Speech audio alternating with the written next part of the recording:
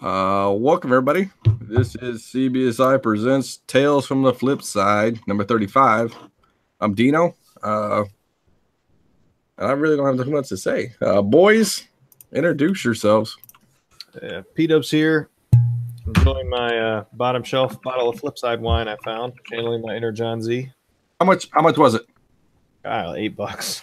Something like that. Good. What up, all? It's Brian McClay. That's I'm out here struggling in Arizona. My 111-degree days have started. I don't know. I was in Tucson, buddy. I know what it's about, man. Oh, I'm dying. You got 2 ACs? I got one in a 2-story house. That's bad. Yeah. Oh shit, it's me. Sorry, I was between the Bryans. It's John Z, being distracted, thinking about sweating to death with poor Brian there. And it's Brian W. Caps are up 3-0. Yeah, buddy. And I just want to say I'm happy I broke 2,000 subscribers on my Simple Man's Comics YouTube channel. Good stuff. And lastly, protect your neck. That's right. Uncle Obi might win a Stanley Cup. I can't wait. So, boys, we have I kind of dubbed this the Apocalypse podcast because we're going to talk about some Walking Dead stuff, Oblivion Song, a little Apocalypse theme, I guess. But to start the show, I read that Sony removed the Spider-Man spinoff of Silver and Black from its schedule. So, a lot of people were specking on Black Cat and Silver Sable, and I wonder what that's going to do to the market. Man, do you really think that they were specking that heavy on it? A lot of 194s were going up. I know that for a fact. I think you were safe on the Black Cat, but man, fucking Silver Sable was a long shot to begin with. She's a shitty character. Yeah. I just sold one. I can't believe it. I sold was it Spectacular Spider-Man 64, the one with Silver Sable on it? No, 64 is the Cloak and Dagger. It's amazing 265. Is that what it was? Mm-hmm. You are Spectacular Spider-Man number 90. Actually, I sold one of those for $21.99. Oh, that's that Black Cat cover. Yeah. Yeah, okay. So, I mean, it wasn't high grade, but I imagine it'll end up being made eventually. Into a, you think it'd be like a TV series maybe, or gonna?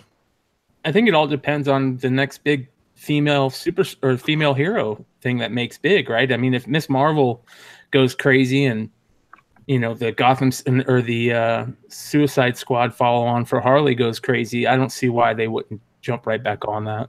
I think they should do it as an animated called Black Cat Ninja. That's actually really funny. So you can waste my time again? Yes. If that gets made, Paul, you have to watch it 50 times consecutive. Man. So we'll hook you up a la Clockwork Orange style and make you watch it. Oh, man. I'm sorry. We got some comments that people like Batman Ninja. I mean, I don't know. I mean, it wasn't bad. It wasn't the greatest fucking. It just got increasingly animated, crazier. Yeah. Wow. Couldn't do it. That wasn't for us. It really wasn't for me. Now, it'll be interesting to see what happens at the next big female go around, because with the craziness that's going on with Miss Marvel right now and the prices on some of those books, if that hits, I could see people specking on a lot of long shot characters and some money to be made really quickly. More long shot than we already spec on? Oh man, I don't know. There's only been like a couple major female characters that have really hit it, so. Come on, you mean Pink Panther? Pink Panther number 1 right now? Come on. Is that really? How hot is that? What's that going for? I don't know. Like, Paul, what's it going for, buddy? Oh man, one guy on eBay is killing it for everybody right now. $22. Yeah. Wow. I mean, it was a great cover. It was. I mean, everyone else is up. 35. It was a 99-cent auction. It's already hit that undercutter wave. Yeah, I think it's a good. I don't know. I'm gonna hold. I think I have 6 of them. But oh god, he's gonna hold, and it's gonna go down like $5, and that's when he's gonna sell. Which ones did you get, Paul? I'm just gonna sub them all at Baltimore. I got just that 55th anniversary. 9.4s, baby, all day long. All day. The one with the cigarette in his mouth? No, the one where does he have a cigarette in his mouth? No, where he's just sitting there.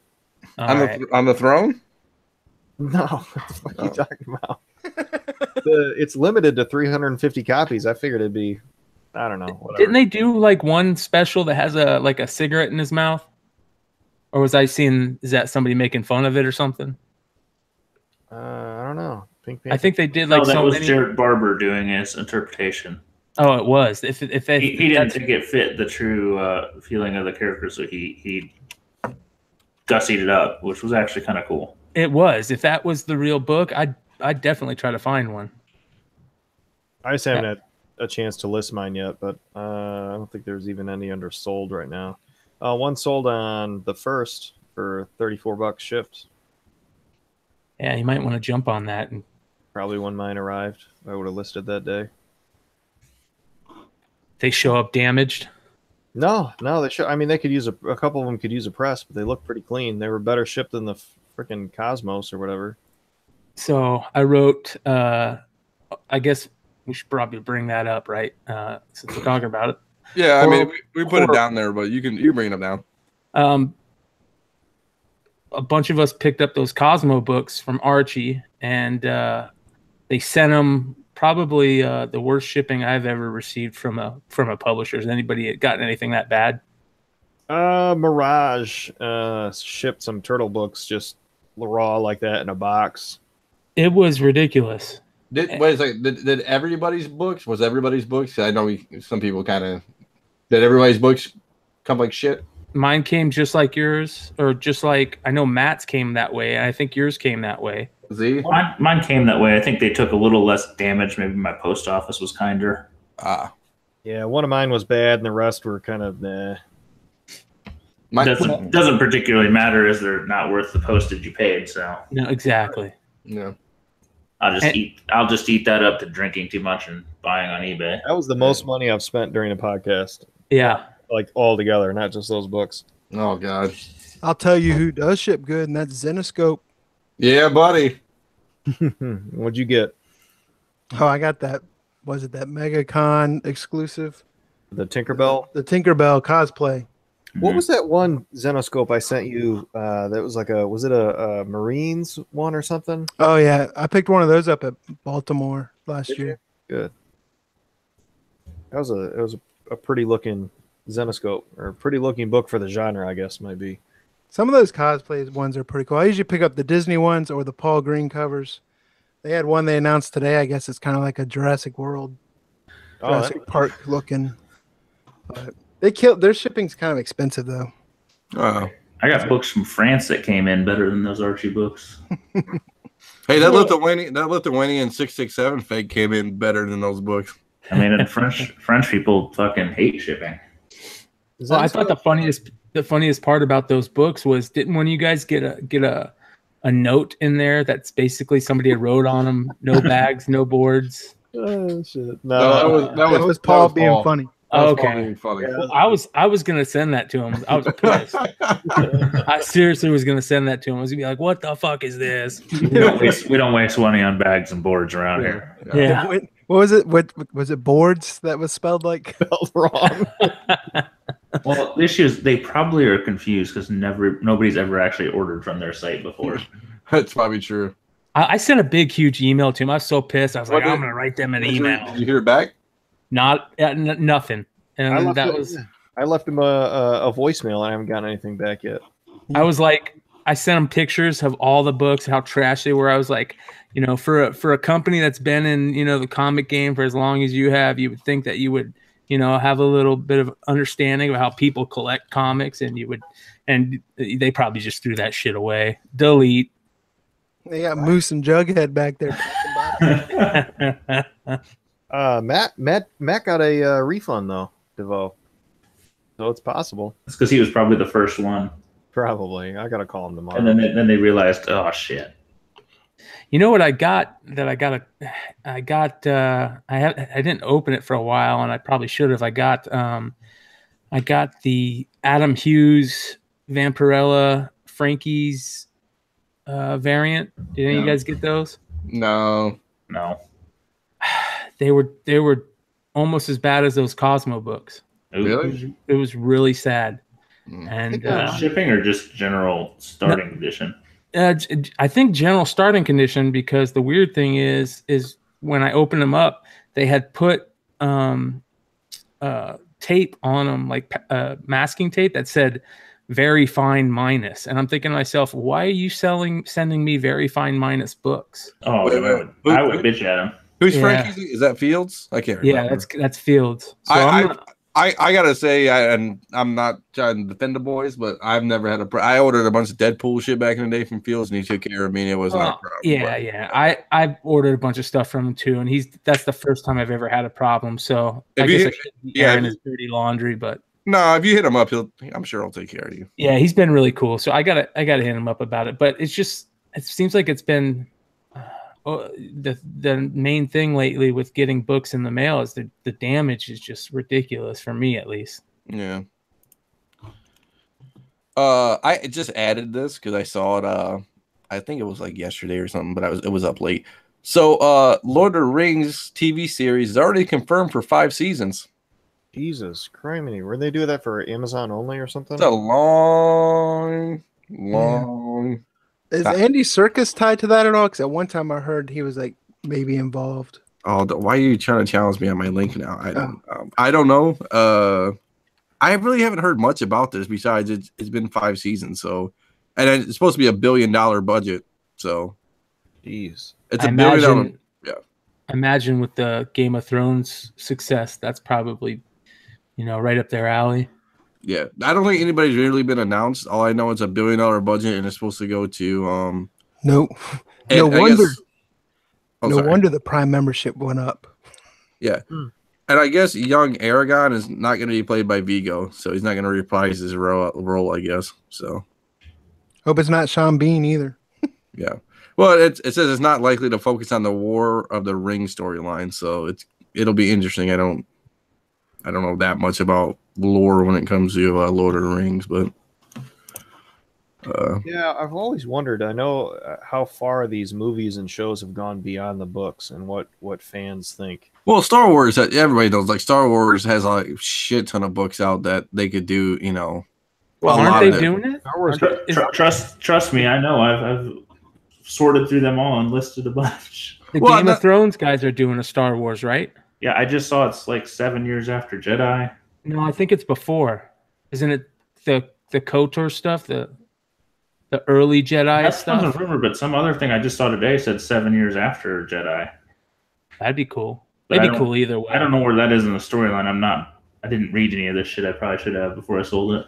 Any of you guys see Solo? I did. Yeah. It was excellent. I didn't. I liked it. Yeah, it's very good. They did some really cool action scenes. That scene when they were running on that train and, all that fighting on the train and them trying to steal that cargo, that was excellent. That was one of the best scenes in a movie I've seen in a long time. I don't know why they're getting so much, negative vibe. Was there a lot of, they tried to slip some PC stuff in there? You know what I think it is, man? I think it's movies are not the same anymore, man. Like, yeah, Avengers went crazy, but everything else is on a downturn. I think, like movies with people staying at home and watching movies from their house, and that's my biggest thing. That's why I don't go out on opening weekend. It's not that I don't like it or I hate people. I just it's too crowded. People start yelling at the screen. You got millennials texting all day. I'm getting become that guy, get off my lawn, but still, it's like. Well, they did a horrible job marketing that movie. Not to mention they lost directors. I think the first trailer didn't hit till they didn't even have a trailer ready for 2 months before the movie came out or something like that. And I don't think this trailer showed anything useful. So I think a lot of that's bad marketing. Mm-hmm.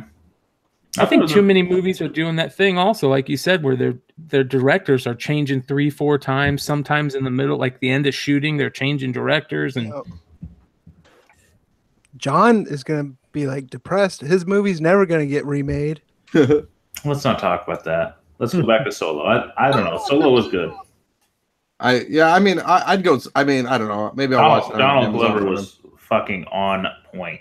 Dude's got a platinum record. He's in a Star Wars movie. I mean, he's rolling right now. I think he's probably the best entertainer out there right now. No, I mean he was unbelievable. I mean the character was a slight different twist on Lando, maybe a little more.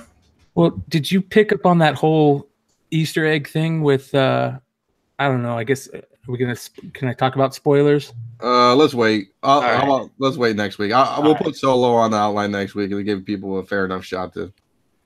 He's awesome, and that show Atlanta's awesome too. Atlanta's great. Best show on TV. I don't know. I thought he was going to sell me a Colt 45 at the end or something, you know. And the guy playing Solo wasn't bad. I thought they did a good job. They had to pick somebody that was kind of a little bit unknown, just because that character is so iconic that you can't see somebody that's in it, you know. So I tell you what, freaking Paul Bettany is on top of the world. I was in the movie theater and I realized he was playing on 2 screens next door between that and Avengers. He's fucking ruling the box office. Not to mention his wife's freaking hot. Right? Yeah. That dude's an ace. That dude's been killing it for a long time. You guys ever seen that? He did a movie called Gangster Number 1, like, I don't know, 15 years ago. Really small indie flick. It had the dude from Clockwork Orange, Malcolm McDowell. You guys ever seen that? Yeah. Is that the one that also had James Bond? Or am I thinking something else? No, that's Layer Cake, I think, right? Yeah. Oh, Layer Cake. Okay. Yeah, Layer Cake. And he's awesome in Knight's Tale. Yeah, he was the best part in Knight's Tale. You're right. He was. That was a good movie. And then that wasn't my dog. Yeah. And then we got to talk about so Adam Anthony sent a question on the old YouTube chat. So he said, I guess let me go back here. So if we were to open up a comic book retail store, and I'm going to say it's either New York City or Las Vegas, what would you choose and why? Man, didn't we talk about not to shoot the topic down, but we talked about a while ago. No, how you're watching the game. How it'd just be so hard to open a physical store these days and try and start from scratch. But I mean, sometimes you just got to take a leap. It depends what you start with. On your business model, that's a whole different question. Yeah. Yes. Yeah. I mean not be boring. For location, I guess I would, because New York City New York City would be cool if you, because you have a lot of other stuff you could do in New York City, and Vegas is kind of hot, you know what I'm saying? But then you got to deal with New York City snow and stuff like that. I guess for me, I might do Vegas because New York City is a little bit too many people for me. But it's too close to Mel. We're a little vague here because none of us live in New York nor Vegas. Yeah, I've been to shops in both. I mean, I think New York would probably. It's all where what is your business model? What's it going to look like? Why is it going to be different? New York is Midtown. New York has Metropolis. New York has old mom and pop shops that probably have back issues older than any of us. Vegas has Torpedo, which Torpedo, which are dicks, but they still got books. They got some nice books. They've got plenty of other shops there for some of our people. Yeah.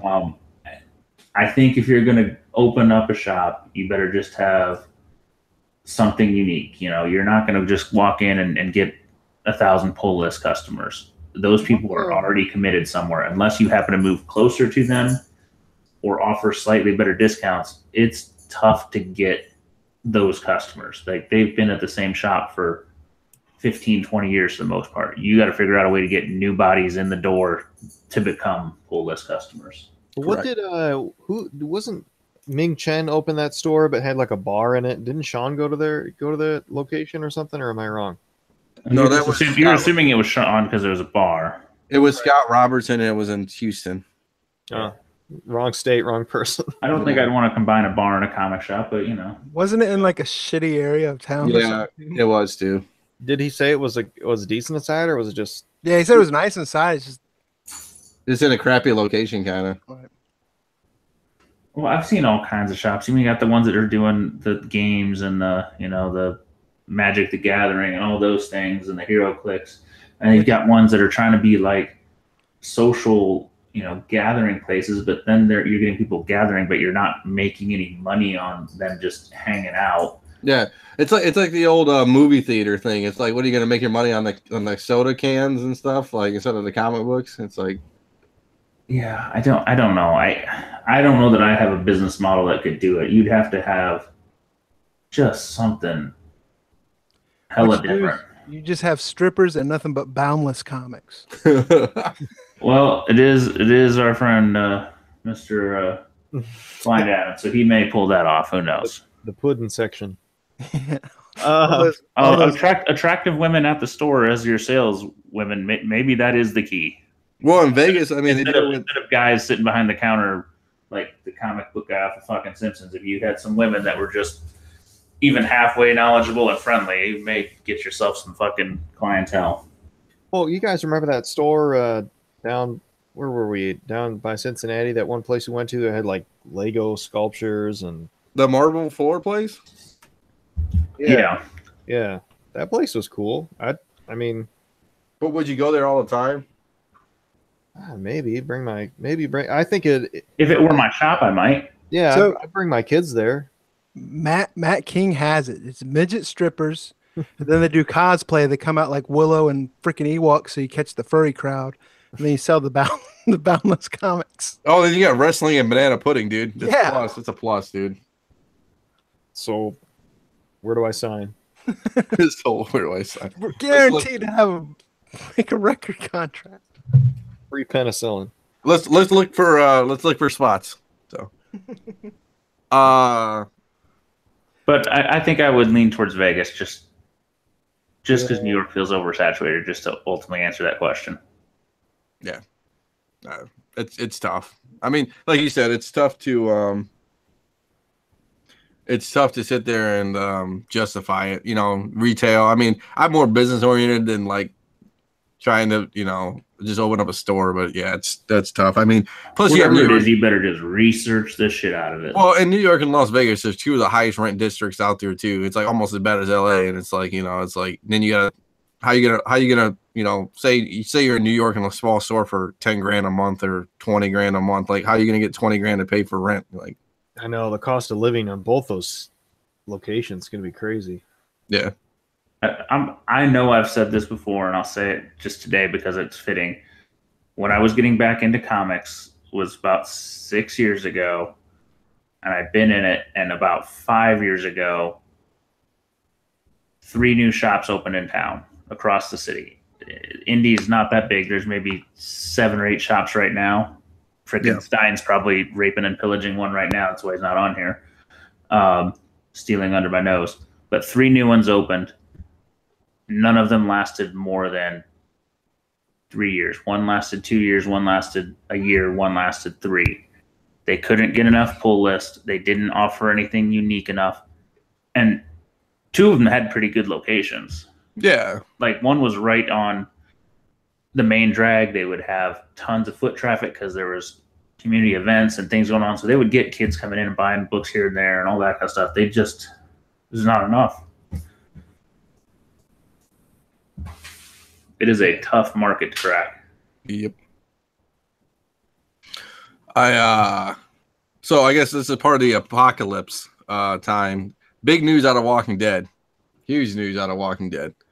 So everybody kind of heard that. I guess I don't know if it's spoilers or not. No. Andrew Lincoln is leaving The Walking Dead, and the latest is that Maggie's going to leave The Walking Dead soon after like 6 episodes of the new season. I don't know if anybody heard about that, but wow, yeah, I saw that. Anybody read the ongoing comic series right now? Here's the real news: is half the viewers left that 2 years ago. Well, and then they're trying to get Daryl to get $20 million for the lead role. Like Daryl's trying to bank in, which I understand, and I understand the premise because Daryl's not in the comics, so they can take it whatever way they want to take it, and it's not really going to affect the comics or stay true to the comics anymore or something like that. But I mean, it's going to be interesting. I mean, to say the least. I haven't watched it like 2 seasons ago, like you said would, but I don't know, you know. I haven't read the comic series since like issue 127, so that's why I wasn't sure if in the comics, Rick leaves or dies or goes. No, he's still going. Yeah, but isn't like I guess I mean it's already coming out, but I guess isn't Rick like didn't he become like a robot or had like robot arms or some shit? No, he just had his prosthetic. Oh, is that what it was? Yeah. Robot.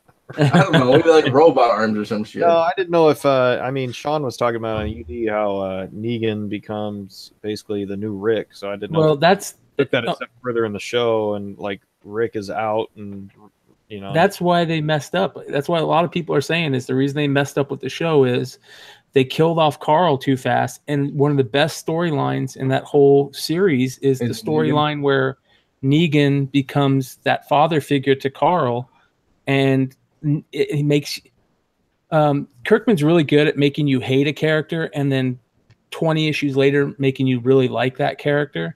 And he did that with Negan. I mean, Negan kind of becomes that de facto dad that Carl never had. And by killing Carl, they take away that storyline. That storyline would have killed on the show. And I think that they thought that they were doing something really crazy and it was going to make the show better. And I really think that it hurt them so much that now they're having to just go completely outside the box. They could have, I don't know, they should have just cut Carl's fucking hair instead. Carl gets a haircut. I don't know that I guess spoilers for people that don't read Walking Dead, but that scene in the comic where that chick is coming on to Carl and and Negan tells Carl, man, you need to take that fucking bandana off. If I had that eye scar, I'd wear that thing like a badge of honor. And he does. And that chick, it makes the chick like him. And all of a sudden you turn the page and she's licking the fucking eye hole. And you're like, holy shit. You know what I mean? That's the type of shit. But that shit was crazy. But that whole storyline was amazing. And then you start looking at Negan in a totally different light. A matter of fact, I watched, I think it was Howard Stern. And Howard Stern had the guy what's the guy's name that plays Negan? Jeffrey Dean Morgan. Yeah, had him on. He did not jump on that. And he's from Z show Supernatural. It's disappointing, Z. I just want to let you know. On Howard Stern, he had Jeffrey Dean Morgan on, and he was talking to him like, hey, are you kind of bummed out? And Jeffrey Dean Morgan's like, yeah, to be honest, I am. Like, before I did the show, I actually read the comic, and I really enjoyed the comic. And when I got the part, I was really looking forward to playing this storyline, where Negan becomes that de facto dad. And now I can't do it. And I thought that was really fucking interesting because I don't think that guy realized how bad he was messing up when he killed off Carl. Yeah, I like that too in the show where you could tell how much Negan like saw potential in Carl and just like a mentor kind of figure. Yep. Yeah. But that Maggie thing is new to me. That's kind of crazy. That's because they went. So I guess the thing was they didn't even offer her like a bump in salary. So I mean, what happened was the big thing was I guess you want to negotiate more, and they're like, nope, we're just gonna off you. The real problem with The Walking Dead right now is the budget is so fucking it's so scrawny compared to the success of the show. It's like they don't want to pay anybody. Well, that, and I think the pacing is horrible. I think that whole Negan arc, the All Out War arc, shouldn't have lasted like that whole season. And I understand the whole character building, but that was part of what made the comic so good. Is you can read it in a 5-issue, 6-issue arc and be done and move on. Be like, oh, it's still cool. Yeah, you're 100% right, Wood. You know what I like is Fear the Walking Dead. I've gotten back into that show. I heard a lot of people like that show, man. I fell off that show too. It's good. What's up, fellas? Hey, buddy. I didn't see the link in the hangout. I was like, what the hell's going on? Where's the link? Oh, my bad. You should have texted me. No, I mean, there was just so many. There was like a lot of conversation after you sent it, so I just didn't scroll. I never scrolled up. That's my bad. That's all right. Paul wanted to know about different Zenoscope purchases, so we were walking him through it. Oh, Jesus. Yeah. I'm still looking at my wall books up here, thinking about just handing them the slab, like Scotty said at Baltimore. So you guys crack it and let me know. I think that's a terrible idea. That is a terrible idea. I did it before. Yeah, see? Scott's on my side. I don't even trust those girls to get the books in the box, man. Yeah, but it's slab, so it's double protected. Yeah, and then you let the professional handle it. They're going to go, well, we don't know how to work a CBCS slab. That's not ours. I'll type up. Bring those. I'll include a flash drive with the YouTube video of how to crack it. And they don't honor the grade. No. They're not going to honor the grade, but they'll crack it for you. Maybe we should fucking Caps 4-0, baby. You know what you need to do? You need to send it to Dino. He'll take care of it for you. Yeah. He is your your Dino find a stress point. I'll your send legal it to custodian. I'll send it to you, Z. You can drop it and crack it open first, and then I'll give it to you. Oh, that's funny. But Z's going to buy it. Yeah, he's got to buy Actually, it. you should just mail it. Right. Just mail it and let them do it for you. Yeah, Z, did I tell you that that my spawn got cracked when you dropped it? Mm-mm. Yeah, no big deal. I'm gonna get reholdered at Baltimore. Oh, sorry about that. No big deal, dude. I didn't notice it. I guess it's at the bottom. So. Well, at least it wasn't a fucking $3,000 book like last year. Oh yeah. Did you see the wall pic I posted from the original year? Yeah, I did. I didn't comment on it. I saw it real quick. Yeah, that's our original wall. It kind of made me think, man, how far have we come? Oh, dude, it's a good. So I guess we can talk kind of about this. So in one of our chats, we talked about like wall books from like when we first started, and we started posting pictures of very first like walls we ever had. And boy, Yeah. If we knew back then, man, shit.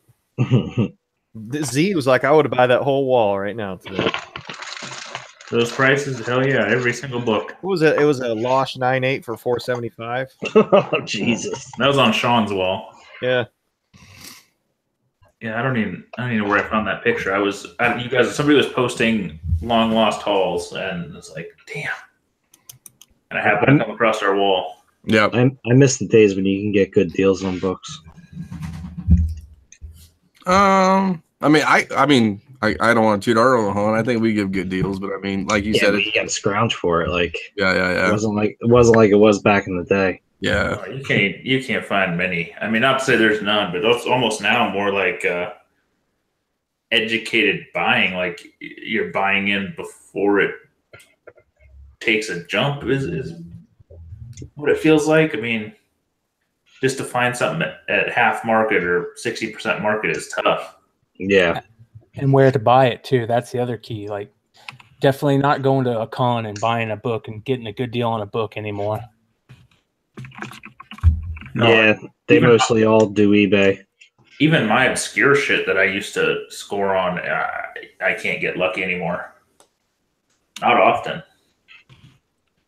Yeah, I agree. Well, Scotty, unless you're buying through Mel, and then he finds some people and things fall off a truck type shit. What's up, Dino? Oh, sorry. We're kind of like midway through this. Well, not midway, but we're kind of right after The Walking Dead, kind of. Gotcha. So Mel hooked me up with the Middleton Bat girl. Did he? Yeah.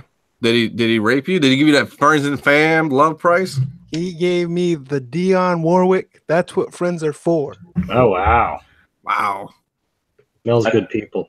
I tell you what, I broke down and fucking overpaid for a new book. What'd you get? I fucking bought one of the goddamn Jabberjaws. Well, Jabberjaws. What's that? The Aquaman. Oh. The bee. My freaking 5-year-old has been obsessed with like getting covers for his room. He wants to redo his room like all covers, superheroes, and he also is like, I want to do a water theme and I want to do superheroes. So like I had a bunch of posters. We hung those up. And he's like, I want some comics. So I've been getting him comics, and we were at the shop and somebody was picking up their pull list and had that cover in it, and he's like, I want that. And I'm like, God damn it. I'm like, all right, it's fine. Would you overpay? How much? It was like 12 shipped. It wasn't crazy. That's not bad. But it's still like, it hurts your soul to do it. Yeah. I thought you were going to say you spent like 30 on it. Well, it's better than spending. It's still only about $10 or $12 book, but I'm like, I don't ever do that. it's better than spending $89 on some books and then they all come in shit and then you gotta buy them. I mean, so What was that? Your LCS? Yeah, my LCS. Yeah. I'll tell you what. Did you order? The Matt book. The Matt book. Yeah. Yeah. Yeah. I mean, they're fucked. So. I think that's the way they are because I think mine look the same way. Okay. Send them to Paul. Paul's got a bunch coming his way. What? Sorry. What? You have a bunch of books coming your way and they're fucked. No, you're fucked, dude. You're welcome. Well, no, I didn't get them yet, but I think I should be getting them this week. You need me to start pressing? No, God. Fucking Paul pulls out an iron. Fucking pulls out the steamer. Yeah, here you go, buddy. I've seen on TV. It'll flatten your shirt. It'll flatten your comic. Oh, God. Actually, on the Let Go app, there was a T-shirt or a comic press, whatever T-shirt press for like $50, and they put it under like Industrial Machine or something. Was it a seal guard? I'm not gonna go there. I don't know what it was. Let me see if I can. I don't think Paul needs to be pressing his own. No, I'm not going. I don't have the space. No, I don't. I mean, they are industrial machines, or they're supposed to be. Let me see if I can find it, and I'll send it to you guys. I used to want to do it, and I'm like, man, here it is. I don't have the patience. I have a heat press, and I don't want to do it. Oh, I'm with you, Scott. What? I'm with you. I bought one, and I started playing around with it, and I was just like, you know what, this is just too much for me to get into right now. I have one. I have one for the T-shirt business. I would think Scott is an expert at the heat press, and if he doesn't want to do it, look at our hangouts. I just found Paul's press. It's for $25. Is it a set of Encyclopedia Britannicas? It could, dude. Oh shit! I'll take it. That's family time. We're all gonna stand on this wood together. Oh, that's awesome! It looks like one of those cold resin presses for the marijuana industry. No shit, dude. Hey, you got clamps, so it's gonna be pressured right. Jesus Christ. Oh, that's awesome. Book press. Oh my god. I'm gonna send out the tray. I'm gonna buy it for $25. I'm like, can you press my Loesch for me, dude? No, you should send it to him and be like, hey, if I buy this, will you teach me to press? That's the organic press. Yeah. You just throw a bucket of water on it, hot water, just fucking wheel it down. Oh god. I'll send it on a Flipside page. I'll post it on a Flipside page. I do remember I lost a book for 2 years because I threw it under some books on the bookcase and forgot about it. I sold the damn thing on eBay and couldn't find it. I had to get one from Walker, and then it was, swear to God, 2 years later, I was cleaning the room and I moved the book and I was like, son of a bitch, what'd I put that there for? How'd it look? I don't even know what it went in to begin with. What book was it? A Sandman 1, I think. Oh, wow. Or 8. One of them. One of those. It was a Sandman book.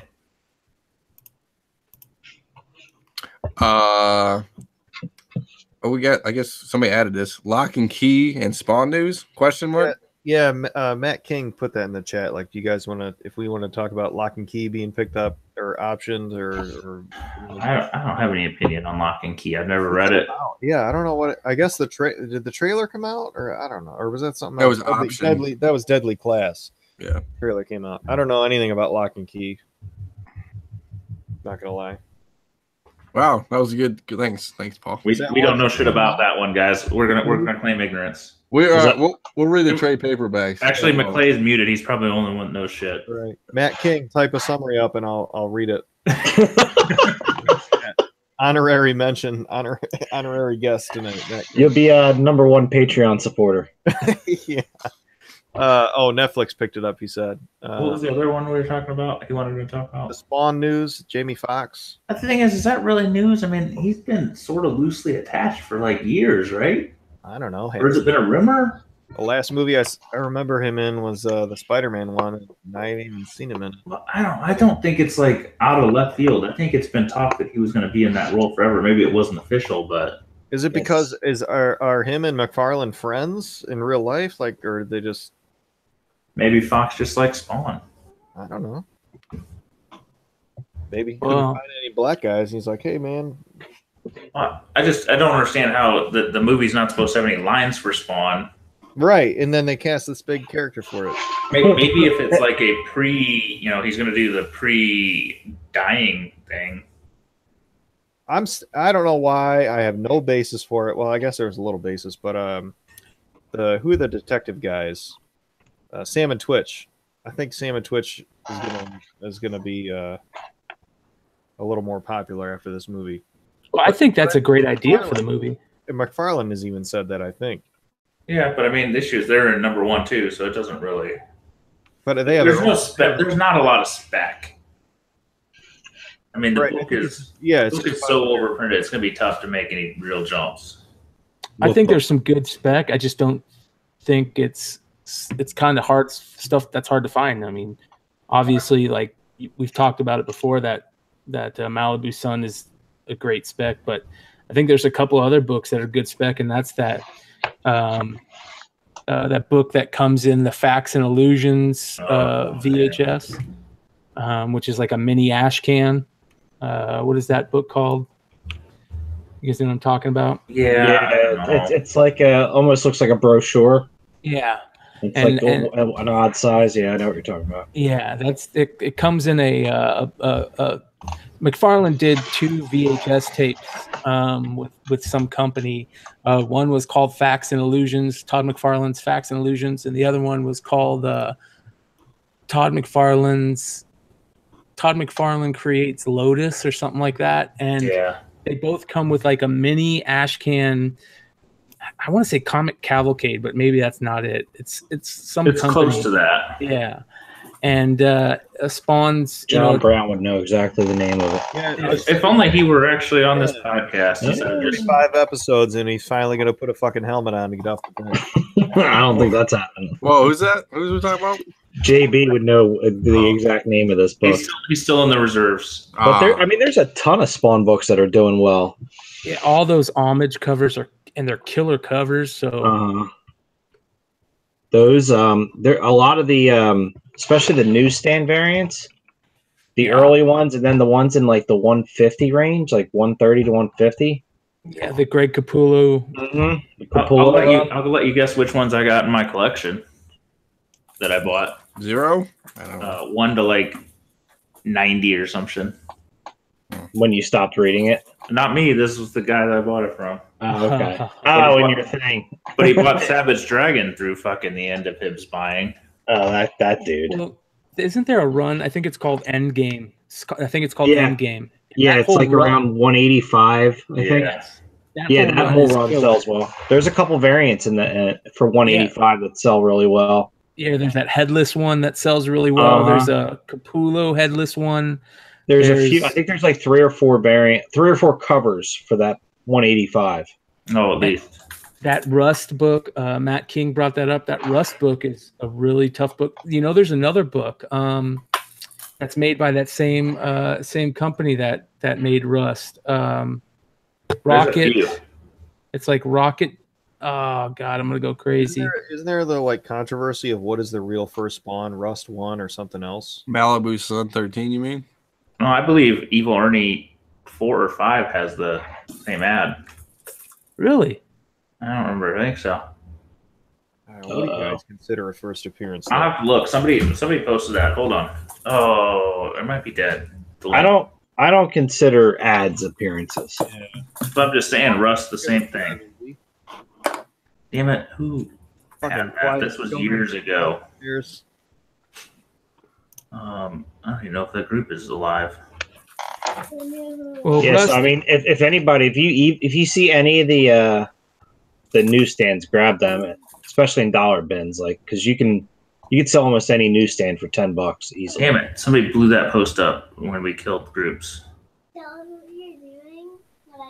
There's supposedly a few books with that ad that nobody talks about. Yeah, it's something Rocket. It's Rocket something. It's number 3. Yeah, and there's that one, and there was like 5 or 6 books, and nobody talks about the other ones. Yeah, but anyways, those are great. I am pretty positive one of the original Evil Ernie books has it. Not I know the original couple, but right near there. I know that there's a couple of books that have those all that same ad in, but those are great books to spec on because they're those ones that you find for in those quarter bins, you know. Mm-hmm. Those Malibu Sun books, some of the early ones are really tough to find. There's that I forget who wrote the article. I feel bad because I'm going to bring it up, but there was an article about Evil Ernie where they talked about it, and there was that evil Malibu Sun like number 8, maybe it was Topher. It's probably Topher. That was probably Let's Topher. Yeah. And that book is been eluding me for a long time. And I live in Phoenix, and Brian Polito's out here, and there are so many Evil Ernie and Lady Death fans out here. So you would think that if anywhere I was going to find it, it'd be here. And I've never seen one. So I've never seen a Malibu Sun under 10. yeah. So that's a tough book to find. I want to say it was like Rocket Ranger or something stupid like that. You know who knows the answer is Mr. Sean Dunn, who has been missing for a while, but he had some Topher level spec on some shit. Yes, he did. Speaking of Spawn and Apocalypse stuff, Oblivion Song, boys. I've been reading it. Wait, that's the apocalypse of this episode. Is Dino read a fucking book? Wait. What'd you say? Yeah, I know, right? I actually read a book. I can't believe it. I didn't look at the pictures. I know. All right, we'll talk about it. Okay, it's 3 issues. The 4th issue is dropping. Is it tomorrow? Maybe I know it's soon. It's like I think it's the 5th or the 6th, maybe. I'm 3 comics in or issues in. It's kind of slow for me, I guess. I mean, I know they're trying to build the backstory and everything and try to develop characters and stuff, but I'm gonna stick with it. I think. Even though I think it's a little slowly paced now. I mean, that's probably a Kirkman trait, right? Walking Dead style, stuff like that. But Dino has a pull list. What's up? Dino has a pull list. Oh, okay. Let's not take it that far. I've been reading them online. Okay, I'm not trying to support nobody's business out here besides my own, man. So not after the debacle of my LCS story. No, I've been reading it. It's pretty good. I'm kind of trying to just hopefully the next issue grabs me and kind of gives me some good stuff. But I know Scott, you read it? I'm sure that's why you weren't on because you were reading it. That's how I'm gonna use that as an excuse. And Paul's been reading it too. I have it, but I haven't read it yet. Paul. So what's it about? Talk. Is Paul around? Yeah, sorry, I was typing. So this is New York, right? Everything bad happens in New York. No. No. I know this is not right. It's Philadelphia. Well, anyway, whatever city it is, just for reasons not explained yet. Shit, they said it in issue 3, I think. Dino, how many? It's a part of Philadelphia. Okay, but they mentioned like specifics of how many square miles were all of a sudden just like basically engulfed in this weird alternate dimension with a bunch of monsters and shit, and had to do with how like vibrating, your molecules vibrating at a different frequency. And so at first the government was funding, and let me know if I fuck any of this up, Dino, okay. or if Z's being too loud in the background, but that's not me. No, my daughter Z, sorry. She had lots of Z's and Brian's on this podcast. She snuck upstairs, by the way, and I saw her out of the corner of my eye and almost spilled my wine. She freaked me out. But spilled my wine real quick. Yeah. Anyway, freaky children. Yeah, freaky children. See? Anyway, so this event happened, and so our main character in the story, after government stopped so his main, sorry, jumping around a little bit, his main reason, his main drive is that his brother is still missing in this event, and so he can transport himself over to this other dimension, I guess is one way to say it. And so the government finally stopped funding his research or his expeditions to go and rescue people who were in the void, or whatever you want to call it. And so he's doing it on his own now and is starting to finally find more people and he's trying to get his funding back. And so the latest issue left off where the most recent people he rescued from this place said that there's a colony of people together. So he wants to try and go there to rescue them. But the other characters in the book are saying, it's been so many years. Why don't you, just let those people be? Obviously, they don't want to be found because they're not in the city anymore. And so they're alluding to the fact that the leader of these people is his brother, but I don't know. We'll see. Well, and in the final issue too, they're talking about Justin coming back from, I guess it's a good thing that you called the void. Trying to adjust to come back home to like normal life. And that was that it's been a struggle for the newest people they picked up, and they had a big shrine to all the people who have been missing, and they like made a big shrine, and so basically he's been like chiseling off names as he's been finding him. Finding him. Yeah, but that was so. Oblivion Song is the title, and so they've alluded to the fact that it like sounds different there. Correct. So that's what they would call the Oblivion Song. Like they mentioned one character is like, I can never go back there. Like I'm still not the same, kind of barely holding it together. So correct. Messes with you. But I mean, it's not bad, honestly. I mean, could I see it become a show? I mean, it depends how, I mean, they have cool. Well, it's got curtain behind it, so that helps. Yeah, no, I mean, that's a plus. I mean, they're gonna have to. I mean, so I guess it was not too much of a spoiler, but they've been finding like other creatures out there, right? And it'll be interesting how they would put those other creatures in the show. You know what I'm saying? I mean, these things are fucking massive. I mean, it's not like a zombie, like Walking Dead. So yeah, they have to do the CGI right. They couldn't sci-fi it up.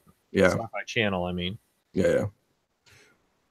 So no, it's a good read. It'll be interesting how it works out, though. I mean, because how many issues were in that collected one that came out? Was it the first 4? It was just one, I think. I think it was the whole whatever the first arc is. Really? Yeah, it was a full trade paperback. My LCS, is silly sometimes. They won't sell it to me until all those issues come out. What? Yeah, I mean that's cool. They're holding it for me. Why not? But they I haven't even checked with 5 or 6 issues, and they're like, "Well, I'll sell it to you, or I'll give it to you." I think either sell it to me or just give it to me when those 6 issues come out. Which I haven't even checked what it's been doing. Like, I have no idea either. Yeah, I got one and sold it right away. So those are Oblivion. So I mean, it's 3 episodes, it's 3 issues, and it's just, I mean, it's hard to get in 3 issues and try to get a full view of it. But I mean, I'm hoping by issue 10 there's going to be a good, solid story, and there's going to be, something to latch onto. But number 10, I thought we talked about this before. Is that you, Paul? Yeah, I got good question. Background. Hold on. Oh, well. Yeah, how many issues do you give a series before you dump it? An arc. An arc? Yeah. Yeah, I feel the same way, Wood. You got to give it at least an arc. I mean, I'll tell you what. If you read the first issue and it's garbage, drop it. Yeah. If they can't get the first issue together, then I'm back. Yeah. Have you? What I guess what's a good? Has anybody got a good story for that? Like a one and doneer? No. I was it just kind of reminded me of the Dan Piercy method. But he does, he gets his 28 issues or whatever. When he gets sick of a series or it doesn't capture his interest anymore, he just lists them all on eBay and moves on. So I guess the same thing, give it however long it keeps your interest, but I guess at least give it a chance. Yeah. No, I agree. I mean, just like this one. I mean, it's not costing me anything technically, and I hate to be that guy who's not supporting his LCS, but you're the problem. You're what's going to cause the collapse. The collapse, buddy. Me and my bubble. The bubble's going to burst because of Dino. No, I know it's gonna be fun. I'm gonna laugh at it and then I'm gonna cry. So, no, I mean, yeah, I mean, I could understand people won't pull this, and I understand the frustration people have when especially if you're like a Spider-Man fan like you are, Scotty, and it just starts taking a crap, especially after. Oh, I haven't. I I haven't know. had Spider-Man for like 2 or 3 years at least. Yeah, no, I know, but I mean, something like let's say like image books, right? Like, say an image story and then it just takes a crapper. It's like, I understand you put your hard earned money into it each month or whatever, and it just They don't really take crappers, man. Because you know what? It's good. They usually end them right when they need to. yeah. Anthony said that trade was issues 1 through 4. It was 4. Okay, So Cool. I guess I'll get my trade next week. nice. What else do we got? We have I don't know about this. I couldn't remember last time, McClay. If you talked about Phoenix Comic Con.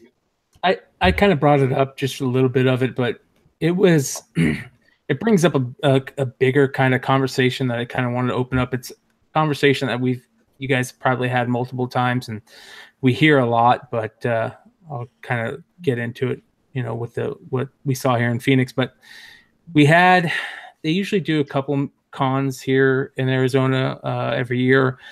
The best one obviously is in this wintertime, just because it's winter and it sucks being out standing in line or whatever, walking around downtown when it's 110 degrees outside. So the second one just happened this last weekend, and they did a really good job for the first time where they had comic creators that weren't here the last year or the year before.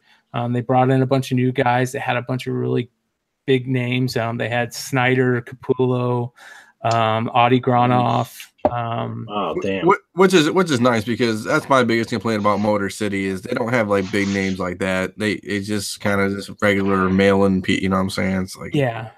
I think that's how it was here in Phoenix for the last 5 years. Every single con had the same 5 to 10 guys every 6 months. Yeah. And Ace, well, not Ace. Actually, is it what's the one they have in Long Island also? Is that Ace? I think it is Ace. Okay. We're gonna go. Anyways, with that. Yeah. So the same company that does the show in Long Island, I think it's called Ace, and they decided to come out here, and they just had a stellar list of guys that they had never brought here, and it did really well. I think it also did really well because it was, again, in the wintertime, and it just sucks doing anything out here in Phoenix in the summertime. I mean, and the Devil's Armpit. Yeah, it's bad. And they sold a lot of tickets, and the con that does the show in the summertime, took notice. So they got a bunch of really good creators. They did a little bit less on the actor side, but they did have a couple big names. They had like William Shatner. Bautista was supposed to be here. He canceled. Val Kilmer was supposed to be here. He canceled. He was there. You just couldn't see him. Yeah. That's right. Yeah. I'd never been into getting actors' autographs, so it didn't really matter to me. I kind of wish I would have gotten a Val Kilmer Batman while he was in Indy. Yeah. I wanted him to just sign out of my amusement. Yeah. I wanted him to sign my Top Gun VHS. I could take that. That'd be cool. I'm down with that. I love that Iceman roll. But they finally had some decent creators, and Michelini, is that how you say his name? The guy who did Amazing Spider-Man 300. He was here. A bunch of guys. But the problem is two things.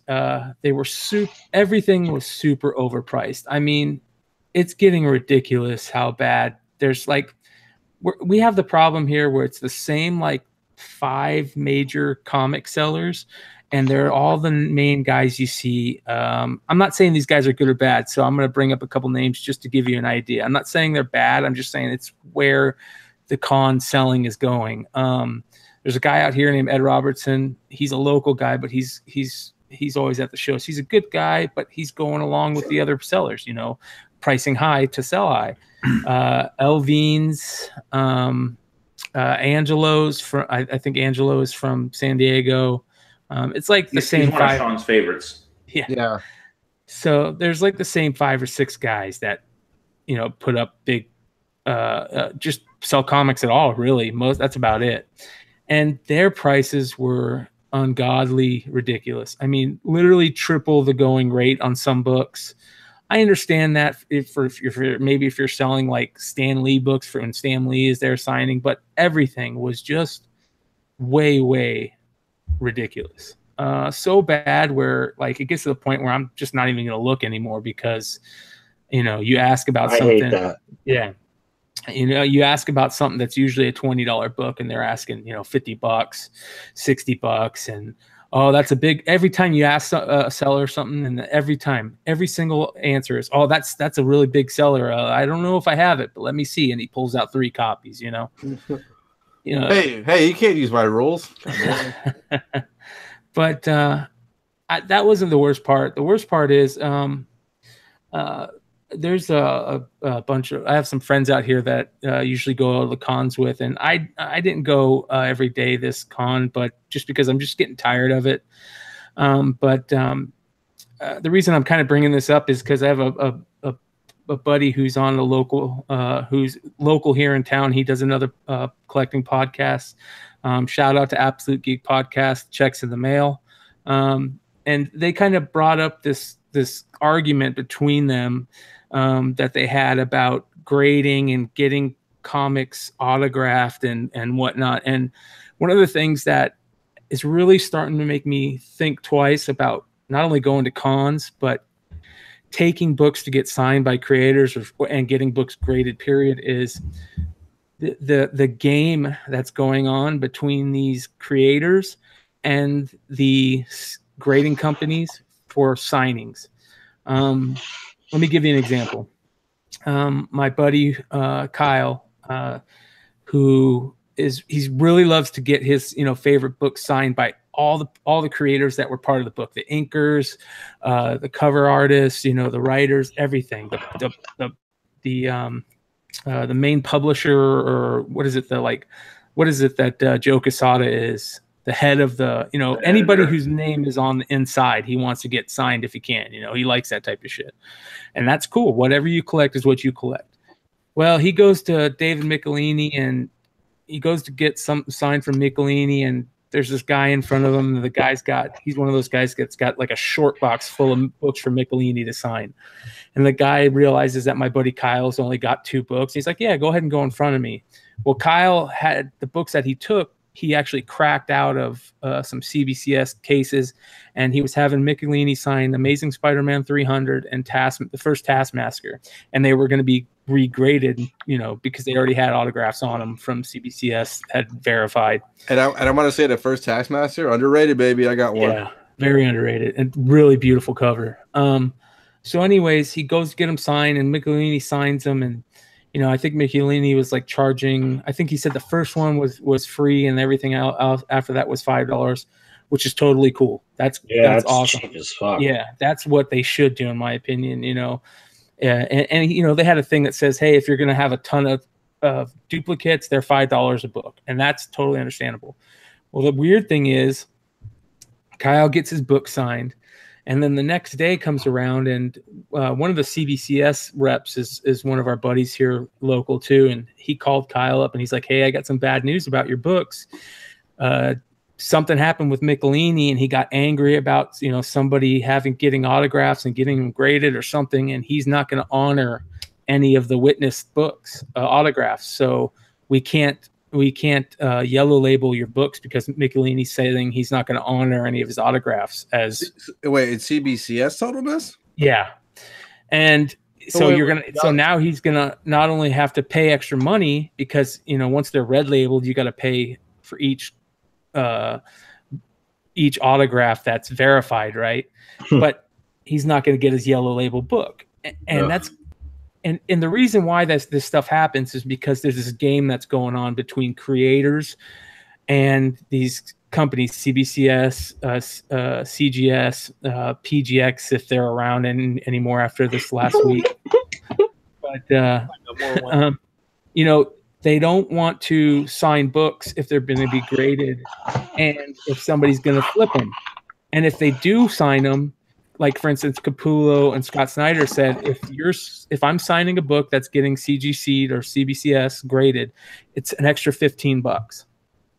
Yeah. And it's kind of throwing this whole thing out there where there's going to be a divide. There's got to be something coming where these grading companies have to say, we're going to have to start making it a little bit cheaper if these creators are going to charge if more creators are going to start charging these out, because some of them are going to get outrageous. I mean, what is Neil Adams? Neil's already outrageous, but yeah. I mean, to be fair though, I don't think it's the problem I think is it's those dudes that come with short boxes. Yeah, you're right. That are getting them graded. The one, all those guys that are that made it a business. Yeah, you're right. But that also brings up this. Okay, I agree with you guys 100%. That is such bullshit. It's so cheesy. It's a bad way to make a living. It is because I understand they're just trying to make a buck, and we're all really trying. I mean, that's what this podcast is mainly about. It's about making a buck, flipping a book, flipping something collectible, and making some extra money off of it. But in the end, they're hurting their business, right? Their business model is that have everybody send them books from across the country, and go and get all these books witnessed because they're a verified witness, and they're having these guys sign. If they're going to do that, they need to set up a private signing with these guys. They shouldn't be doing it at the same convention where people like, my buddy Kyle, who just wants his personal books signed and graded because he likes to have those books graded. Or put a sign on your table that says limit 5 books or something. Or yes, right? Yes. Well, the other thing is, I guess I struggle with the guys, Kyle, no offense, that if he's going to get 15 signatures, 10 signatures, 8 signatures, why does he really need it graded? Well, that's where I'm going next. So they had a big argument on their show. That's exactly what the argument came down to. Well, then why don't you just not get it graded? And which is a great point. And here's one of the big points. And this is kind of what the whole argument was like. Came upon was, then just don't get it graded. Well, then you say to yourself, okay, why do we get our personal books graded, right? I mean, until about 2 years ago, I was with the group of people that said, I don't care about grading. I think it's silly.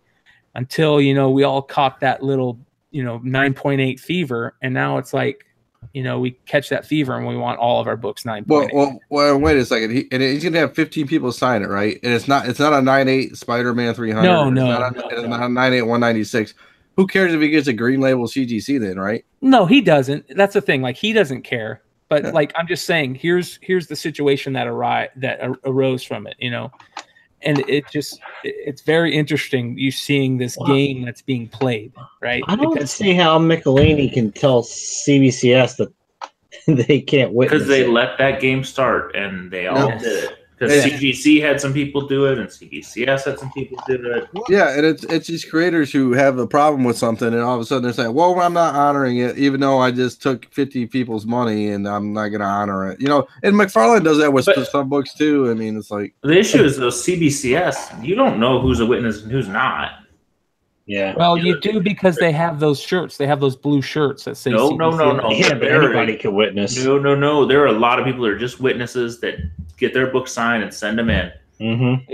Yeah, that's true. Like CGC, I don't know if it's any better or any worse, but I think a lot of them are through, the companies and they're on CBCS. There are guys in the group that just you fill out a form and you get approved and you are a witness. Yeah, CGC you have to have so I did it for the common collateral guys because the guys are witnesses, and you got to have references and stuff like that, and letters getting wrote. It's not like just submit a one page and you're done.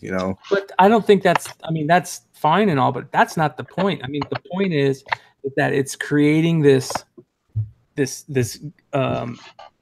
game that's being played that's going to end up either causing some major issues, or it's going to get rid of this facet of collecting because there's going to be a wall that it's coming to. I don't think there's much money left in this game. That's what I mean. I think what's going to happen is it's going to drive out the people who are trying to make money off of it. Yeah, and it'll put the collectors back in, because I think the collectors will still want to meet the guy. They still want to get their book graded and signed. Yeah, it's tough. It's sad when you see these guys who are just Did you ever see the one that the Rob Liefeld did?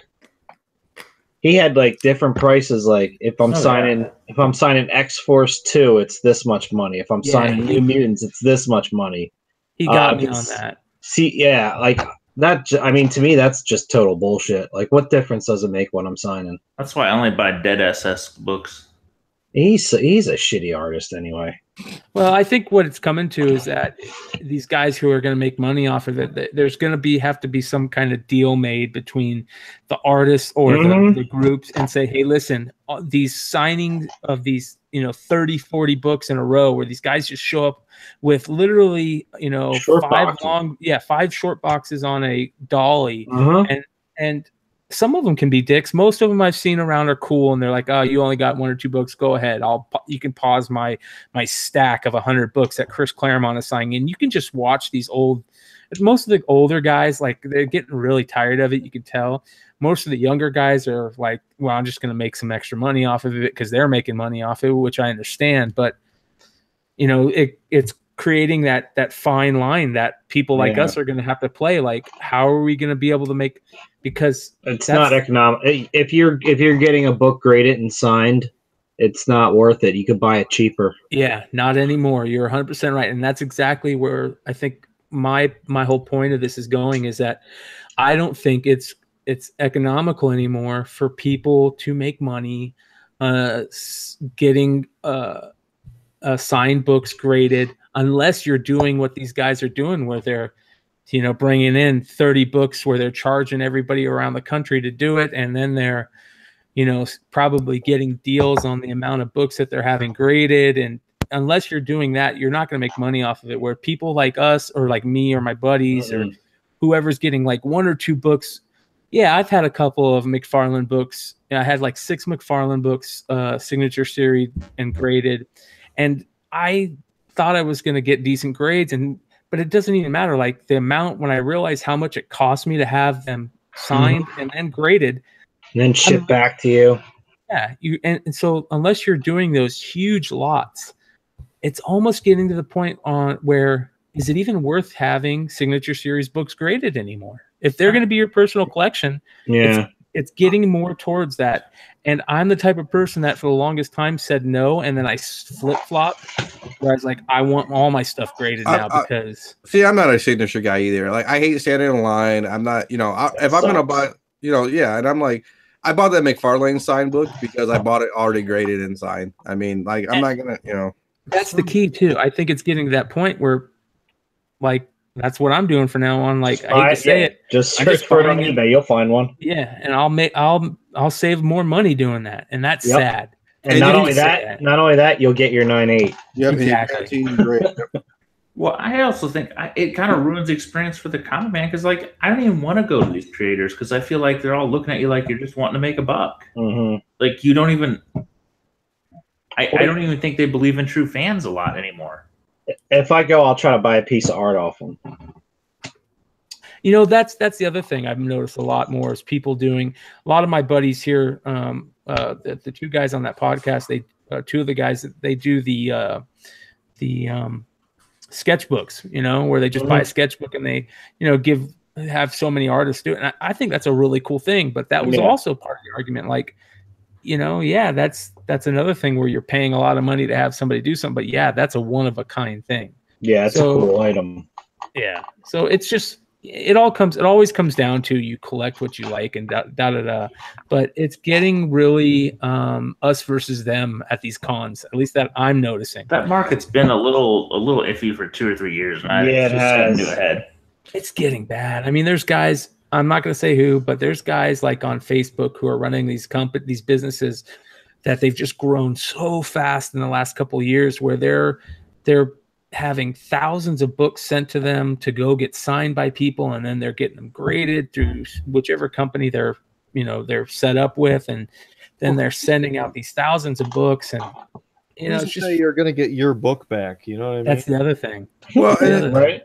Well, and then the thing too, they're talking about this. I was listening to a golf podcast, and this guy went to the memorial tournament in the Pro-Am or something, and he's talking about autographs, hounds there, and there's like guys, grown ass guys, who are like, and Tiger Woods is like a prime candidate, right? Like his autograph's probably worth $250, but it's like people are pushing grown ass men are pushing kids around to get autographs so they can sell it on eBay, or using their kids to, go get Tiger Woods autographs so I can sell it on eBay. It's like, go get a job.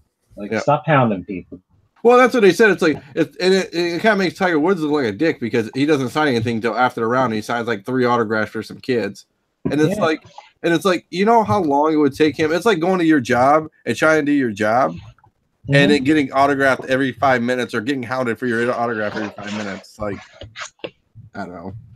I'm just not a big I mean, I have a bunch of autograph stuff that I've got over the years, but it's not like I went out and hounded people for it. It's like I've known friends of friends, or I've met people, Well, I mean, after what I went through in Baltimore with the Frank Miller signing, I'm over it. It was not worth it. It was so expensive. I think a lot of people are having that exact same thing with many different people out there, many different of these middlemen that are just raking people over the coals. No, this was me. I did it myself. Yeah, but it's a customer experience too, right? Reagan from Scott. Oh yeah, he didn't even look me in the eye. He was talking to somebody else the whole time.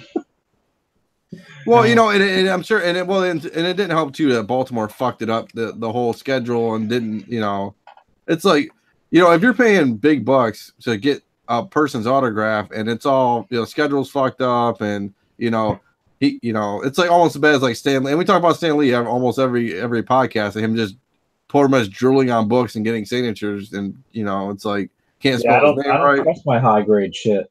Yeah. I wanted to send stuff in for that new McFarlane signing. I'd rather just buy one. Yeah, I have plenty of McFarlane autographs. I got a small one. I'm happy. I was gonna do that 300 I have, but I was like, it's not even. That's the same thing. Like, I had a couple 300s I was gonna do, but I was like, you know what? I'm not gonna put the money into it. They're not even rare anymore, guys. Most of these guys. Well, Todd's signature was rare, but he's starting to whore it out. Well, and then the thing too is like you said, will the yellow labels start? You'll see, how when you say CDC, like on a book, you see like maybe like Fantastic Four #1, you'll see like 10 SSs and like 100 blue labels. Maybe you'll start seeing like 3 blue labels and be more rare than 100 SSs of a book. You know what I'm saying? Maybe it'll be a flip flop. I've said before, I've watched the Lost 23 because to me that's the fucking marker, man. Because Hughes is like a key signer, and there was a point where it was like within a couple percent of going yellow label is the majority. It flipped back recently, but he's coming to Michigan Comic-Con at the end of August, I think. I think that book is the barometer, man. That book, it's rare enough that there's not a shit ton of copies, because ASM 300, you got people grading all day long. Yeah.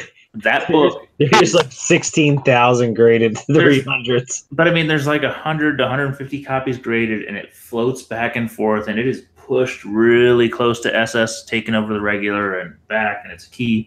I don't even get it. His signature sucks. Doesn't matter. It's the same signature as on the cover. It's already on there. Yeah, it's already on there. It's like, I mean, that's the thing. Todd's signature is awesome. He's got the best signature in the game. Yeah. Well, and the problem too is like, like if you're gonna do the same signature, it makes it like Stegman kind of like make something out of it. Like when you sign it, you know what I'm saying? Like do something different at least. So do more. Yeah. Well, write your name out. People are getting that. Sorry. Hey, what's up, guys? Hey, what's up, Ben? Actually, buy yourself an Adam Hughes old book where he probably actually signed his name. There's a few. Yeah. Yeah, but everybody's getting that Lodge sign because of the. I mean, it's a $250 price bump. I mean, it's. Is it? Yeah, I mean that's what the. I mean that's why everybody's signing that. They're cracking the blues and getting them yellow because I mean, it's not. I mean, it's worth it, but I just still think that book is going to be the book where blue is going to be less. Well, maybe that's copies eventually. Maybe that's what's happening. Maybe a lot of those blues turned to yellows and they never took them off. I watched. There was one point. It was like 55 and 50 or something. I was only looking at 9/8, but still. There's a funny story I had about 9.8s or bust. McFarlane autographs early on. If there's, I was going through a bunch of dollar books, or I think it was like a quarter box, a matter of fact, about 2-3 years ago. And I was flipping through books, and all of a sudden this Spider-Man #1 McFarlane book comes up, and I'm just looking at it, and I kind of catch this silver autograph out of the corner of my eye. And I was with my buddy, and I go, hey, that doesn't look like McFarlane's autograph. It says Todd McFarlane, but it doesn't look like it. And he goes, no, that's not his autograph. And I'm like, well, you know what? I'm going to buy it. It's a quarter. You know, it'd be fun just to joke around with. So I bought it, and sure enough, he goes, you know, I think I've seen that book before. And he goes, I've seen one being sold with a Stan Lee autograph on it, and both those autographs were verified. I'm like, no way. So I get it home, and I go to pull it out of the bag and board to rebag and board it, and this piece of paper falls out behind it, and it's a it's a certificate, quote unquote, certificate of authenticity. Like, hey, man. Yeah, anybody can print out now, but it's from when that book first came out. And a matter of fact, I probably will pull it out here in a second. It's sitting around by me, and I'll read the certificate. But basically, what it says is that when that book, the day that book came out, Todd was at some store in Seattle, and he signed all these books, and it was Todd's original autograph. That's what his signature. You still have it? I still have it. Yeah. Nice. That's something you keep. I have one, but I don't have a certificate. But yeah, he signed a couple thousand copies on the first day. Yeah. And what do you think that goes for? I don't know, man. It's not that much right now. A matter of fact, I've seen one, that same one with the Stan Lee signature has been. The Stan Lee one is different, but yeah. Yeah, but anyways, it's a crazy looking signature, and that, I guess, you know, like you were talking about with Adam Hughes, maybe that's the way to go. Find those early ones, you know, find those weird ones. I know that's how it works in the sports card industry. I know with Wayne Gretzky, there's, you know, Wayne Gretzky's autograph has totally changed, and people look for early Wayne Gretzky autographs, you know, because, you know, they're different and, you know, unique. Yeah, it's unique. It's like variants. Like, people just want the rare, the most expensive version of that. Find the Stan Lee when he gave a shit. Yeah, right. Well, and it dates it too. I mean, if they're not signing that way anymore, now that they're doing all the cons and stuff, all the newest, the majority, you know, are going to be all the Stan Lee stuff. All looks the same now, but, you know, 10 years ago, it looks totally different. Yeah. It's just, but anyways, it's getting to a point where I think that there's something that's going to have to happen. I think that's the second ugliest kind of spot in our hobby beyond the store variants. I agree. Yeah, I agree. I don't like. I didn't like it 3 years ago. These guys are making scummy. A lot of money. And that's why, and that's why I kind of feel bad for the artists, because these guys are making money off their signature. I mean, I get it. They do work. They show up, you know, but like, I mean. But I think it's ultimately costing the creator money, because how many signatures does we've seen Neil Adams at IndieCon 2 or 3 times. He doesn't have a line because he's charging so much. Mm-hmm. But if he doesn't charge enough, then it's just these fucking scalpers. One guy gave me some business advice. He goes, double your prices. You'll lose half your customers. You'll make the same amount of money and do half the work. Wow. That's smart. I mean, if it works, you know. We should start doing that, Scotty. Just double our price. There's a fine line between making money and, you know, having some credibility, you know what I mean? Like, there's that fine line you got to walk where is it worth making that extra $10, or is it worth still having some morals? See, now maybe if they went to the artist, or, you know, the writer, and said, hey, look, man, I got these people, you know, I can get you 1,000 books a month to sign. Let's work a deal out. See, that I'd have no problem with. And that they'd probably like that, because, you know what, hey, man, that's easy money coming my way. Well, that's like the sports card industry. We'll send them to you. Just do them. Yeah. Well, and you see photos on like Campbell's Instagram where he just lines up a shit ton of covers, dude, and he just rolling them off in different colors. Dude, that guy signs his name so many times. I mean, I understand it. I just wish, I mean, every cover, you know, his 80 covers per week. I mean, he's signing like, you know, 50 copies of 8 covers a piece. I mean, it's like 400 copies. He's probably signing like 3,000 copies each. A week, you think? I bet. He probably does nothing but for like the whole week they come out, like nothing but signed books. Well, I tell you what, I don't love JSC, but he figured this fucking game out ahead of the rest of them. Oh yeah, I don't hate him for it. He figured it out. He's making his goddamn money. Yeah, he cut out all the middlemen, and then you know what? That's good for them because I mean they're the ones that created it and everything. They're the star. He's the Image Comics of the SS field. Yeah.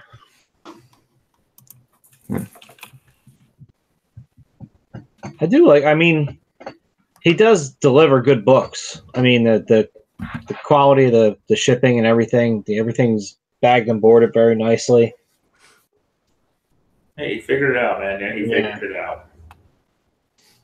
I destroyed our group chat, but for the show. But there's pics of the book with the original McFarlane signature and their certificate of authenticity. I have one, but I think mine's the black one.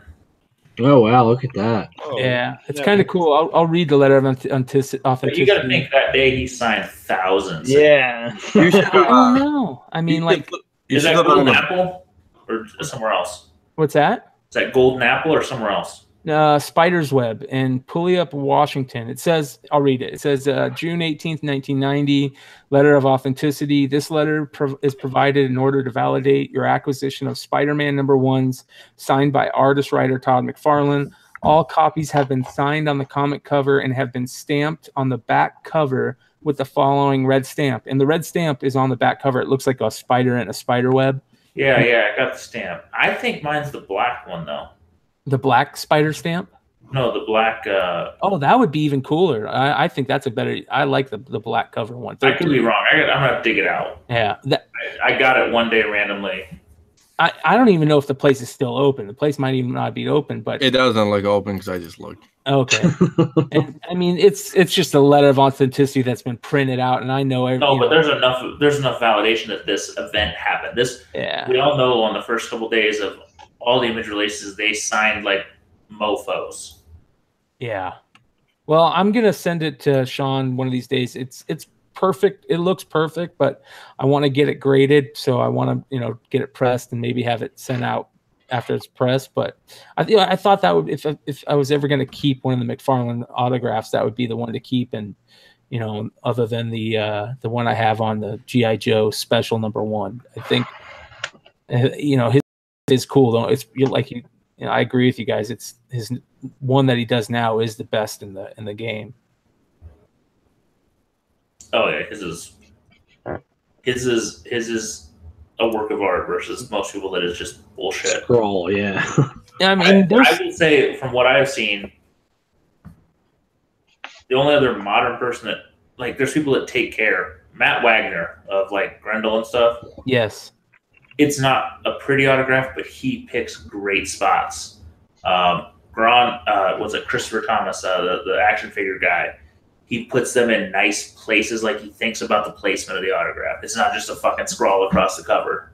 JTC does the same thing. That's what I was trying to get. Yeah, when it's actually a run up the side, really small, really nice. Yep. It doesn't kill the book, in my opinion. Yeah. My ASM 300 Stanley pretty much drew right over Spider-Man in black ink. Exactly. It's actually not bad because you can't see it, so it kind of. But I mean, if you're the yellow label, but not the. If you're getting an AF-15 signed at this point, you're just fucking. No, don't do it. Letting it get ruined. Don't do it. Don't do it. Get the case signed. Get the P-Dubs method.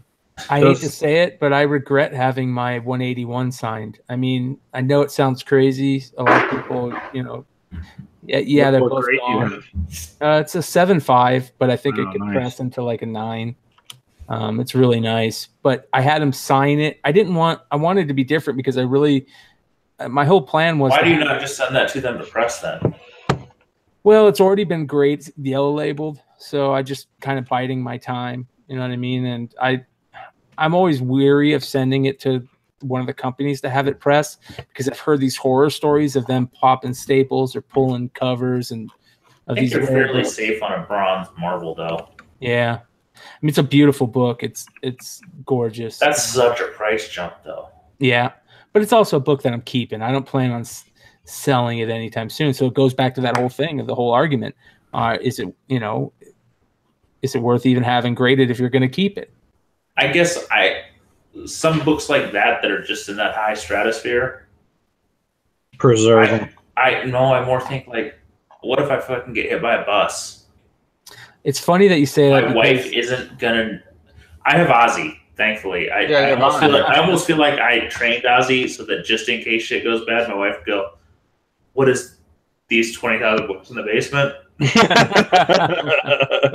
The one she didn't know about, right? But I mean, no offense, if your wife were just left with it, and even if she figures out somebody put it on eBay, you now have a 7.5 that you think's a 9.0. I told the missus too, dude. I just said I'll write down some names and some numbers and just call these guys and they'll know what to do. And not I hate to say it, a lot of people have gotten a lot of really good collections that way. And yeah. I mean, we all heard the story that Coy talked about on a recent UP podcast and or UD podcast, and about that guy finding those super high dollar books, for $50 a long box or whatever. Yeah. Would you say anything though? I mean, what would you do in those shoes? I mean, I don't know, maybe I'll tell you what, I've thought you're about not this. getting it back to the original woman, so I would look for the owner. I would look Facebook pages. I mean, if those are really stolen, should be somebody out on some. Well, that's a different story. But I mean, like, it was just a woman that donated it. You couldn't find her. She donated to somebody else that you bought it. You have to at least give some of that back somewhere, because karma. Yeah. Karma, dude. You gotta pay karma back. I know some people that have bought some long boxes and they find shit in there they didn't expect. Like, they get to the bottom of the box and they find something. You're like, oh shit, and they've sent more money. Like, yeah, I there think was a gem. I'm gonna send it to you. I mean, I've told people this. If I find something that just skyrockets this price, you have to. I will hook you up. Like, the guy. I'm like, if I find something crazy, I'll reassess what I did.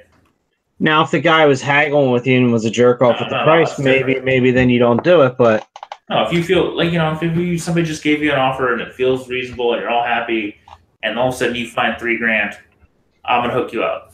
Yep. But that story is a different fucking beast, because that guy never met the person and he just fucking got it from the reseller. And a reseller, to me, if they don't do the research, that's their own fucking fault. Yep. I still don't buy that story. I don't either, but to me, it's still the same as a comic shop. Your job is to price these comics. If you can't do your own research, I am not going to feel guilty for taking a $200 book from you. No. If it's a store, I don't feel guilty at all. Because these guys sit around all fucking day. No offense. Have you ever seen a comic shop hustle? No. Maybe on Wednesday. There's a couple guys out there that do it, but you're right. The majority of them, they're just chilling, bullshitting about comics. They get shitty that they get stolen from, and then they price the things they do find twice as much. I'm like, if you did your research and price things 20% below market all of the time, hey, it would move. I watched the page, and all of a sudden, fucking, I don't know, what's today's fucking book? Fucking, what's the fucking, I don't know, pick a book. It's $40. I found it. It's $30 for you. You would sell that every day. I like that Batgirl Middleton. Yeah. Well, okay. New books is a dicey ground, because when you're jumping the price on a new book, that's a tough pill to swallow. Yeah, it is. That market's a different market. The backpushing market, though, hey, I have 10 copies of fucking first Normie Osborn when that happened.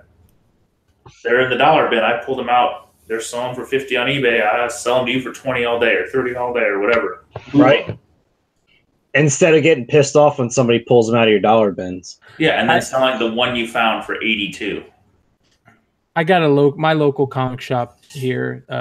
He's one of the bigger guys. He's probably the biggest comic shop guy here in the Valley, and he is by far taught me the most about the whole karma game. And And his whole deal is, I'm gonna reward the people that come to my store, and I'm also gonna make sure my karma is on that positive end because it always pays back, and it does.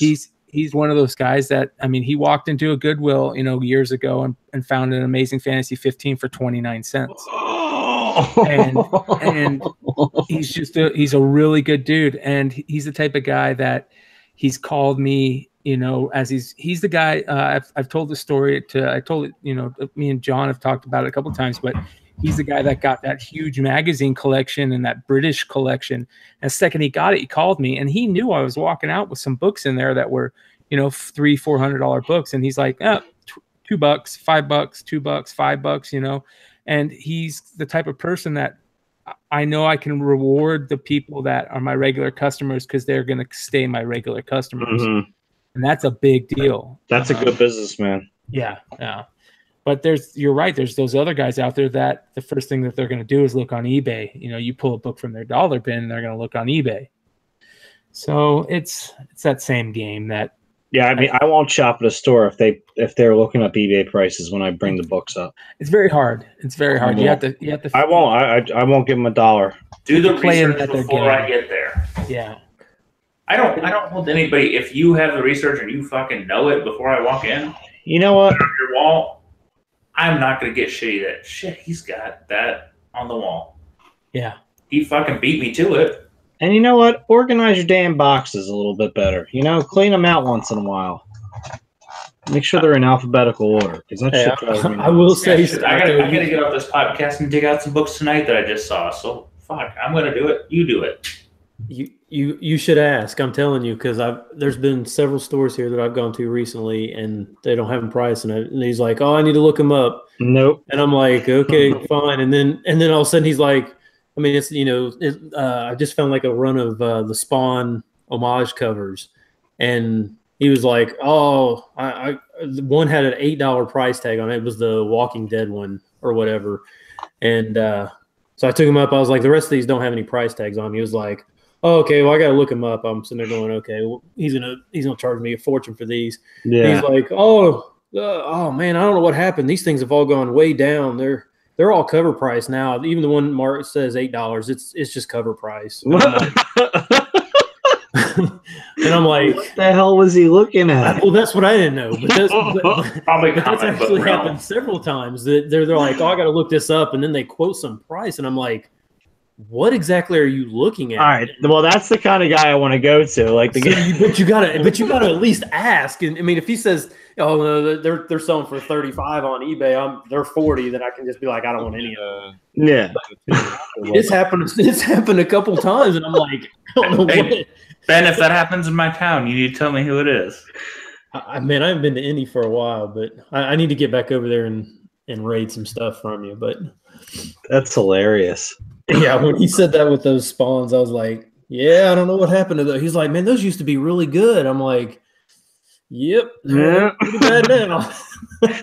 What was he looking at? Like Overstreet from '98? I don't know what he was looking at. I really don't know what he's looking at. On a Tim Walker website where the prices were crazy. He was like, he had like 8 of the Moon Girl #1s, and I was like, I'll take one up. I was like, I'll see what he says, and he's like, "Oh, that's like $2," and I was like, "Well, I'm gonna go back and get the rest of them that you have back there." He was like, "Oh, okay, whatever." But he looked that up too, and I'm like, that was when they were selling for like 30 a piece, and I'm like, where are you looking at this? Yeah, stuff? right. He was looking on the internet, so I don't know what he was doing, but I'm just saying. Basically, the moral of the story is, even those guys ask, because who knows what price they're going to throw at you. That's hilarious. I didn't even think that they could possibly find the wrong information. I just go to eBay, like, dude, it's just so easy. Like, that's why I love when people ask, "What's this worth?" Like, just go to eBay, search it, and then click sold items. It's pretty simple. Mm-hmm. Very difficult. I mean, it is. And then maybe it's the guys that spelled variant wrong. You know what always gets them is when bored. it's a best offer sold listing, and they're like, "Oh, well, it's sold for this much." No, that was just the asking price. That was Tim Walker. We don't count that one. Yeah, Jesus, he's hilarious. Hey, you guys found any cool spec books that want to drop off to the listening audience? I bought a Grail. Let's hear it. Ooh, what'd you get? I think some of you guys heard it, but I finally sprung. I know a lot of us been talking about Silver Surfer 4 for a while. Mm-hmm. I bought myself a 9.4. Wow, Nice. Awesome. that thing must look beautiful. I'm waiting. It fucking is coming from Canada. Ah, Oh, jeez, damn Canadians. I should have just had somebody go pick it up. Been easier. Could have sent it back with my Losh. My gut is that book is going to jump. I've seen some sales that make me think that the high end grades are moving. I think. What's the census on that? Do you know? 9.8. There's actually more than you think. Like 25-ish. It's like 75 9.6s and about 100 9.4s. But I mean, it's a Marvel book. Yeah. So it's such a gorgeous cover. It's not crazy rare, but 9.6. I was bidding on one at I think Comic Link, and the last sale was a little bit above GPA, and GPA was like 27, and the last sale was 32. So I kind of bid 29, thinking, if I get somebody sleeping, I'll be good. It sold for 40 fucking 2. Jesus. And then a 9.0, the GPA was about 8, and the last one sold over $1,000. I'm like, all right, I'm gonna pull the trigger on this one and just assume the next one I see won't be this cheap. Because you don't see many high-end ones come up even.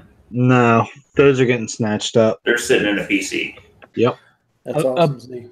A book that has been blowing me away lately that I've just kind of I was lucky enough to pick one up, a 9.8 right before it started going crazy, but I just noticed it. I mean, yeah, it's been one of the top 10 books I think a couple of times, but it's that all new Wolverine #2, the variant.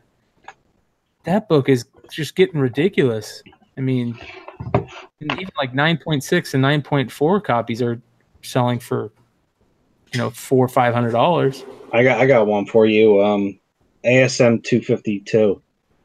Oh yeah, that one. 9.8 of that. They're almost $700 now. Oh, that was always been a tough 9.8 though, right? I mean, yeah, it's unheard of, dude. But I mean, much. I bought one about a year ago for $3.25. Or maybe a year and a half ago, and that was like just under GPA at the time. So I mean, it really shot up in the last like year and a half. Yeah, that book is a little. I don't know. Some of these books I don't understand, but yeah, they're nuts. I'll tell you what, that book, that cover is terrible. Like if you actually look at the detail, like on the face of the people, it looks like it's drawn by like a kindergartner. I bought it. See, I bought a Grail book kind of too. I've been looking for the Avengers 196 in newsstand at 9.8, and I might have a chance at it. And that's like an $800 book. Wow. That's jumped up. It was a 400 about 2 years ago. Yeah. It's just so hard to do, man. That green cover, man. I mean, I might not get it. I'm probably going to get 9.6, but I think Taskmaster is one of the most underrated villains. Just characters, comic characters out there. Everybody's ability, or he can he learns it. But he even like walks that line of being like the vigilante, the Punisher type character in a lot of books. So I think he's something that can really be built on. I know a couple of people have tried and they just it hasn't worked. It works for a little bit, but I mean it hasn't been anything crazy. But I agree with you. Does that make you think Secret Wars 8 is undervalued with 250? I was just going to say that. I think that in high grade is another one of those. That's going to be one of my pissed off I haven't bought myself again. That's good. I think the problem with Secret Wars 8 is I bet you there's like 5 million of them. I don't know. There's 885 that was a big 252s. What's that? There's 885 9.8 in the 252s. Wow. That's blue. There's 256 yellows. Wow.